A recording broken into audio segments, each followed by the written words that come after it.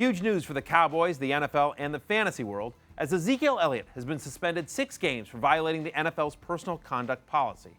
Now, he has 3 days to appeal the decision, but for now, let's assume it stays at 6 games. It would mean Ezekiel Elliott would not play until Week 8.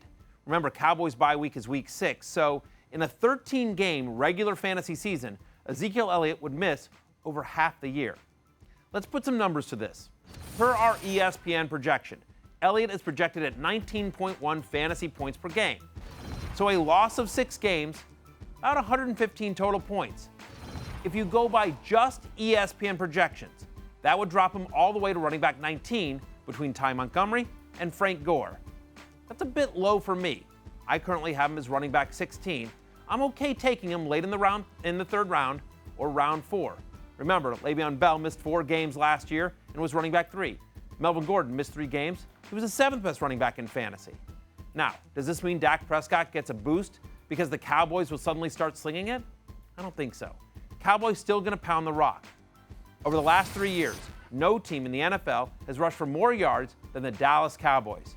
And Ezekiel Elliott played only one of those years. In fact, the guy who's going to replace him, Darren McFadden, was 4th best in the NFL in rushing just 2 seasons ago.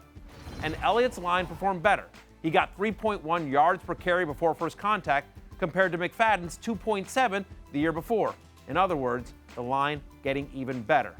So Darren McFadden now is going to be the #1 running back, running behind that great Cowboys offensive line for 6 weeks. Obviously, he takes a huge leap on my draft board, going from running back 51 to running back 32. If you're thinking about drafting both guys, I'm good with it. They're going to combine to be one of the best running backs in fantasy this year.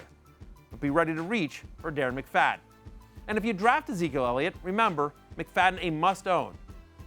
By the way, if Elliott's suspension reduced to 3 or 4 games, I keep him as a first-rounder and still in my top 6. Again, Le'Veon, running back 3 after missing 4 games last year. It just means you got to draft Darren McFadden.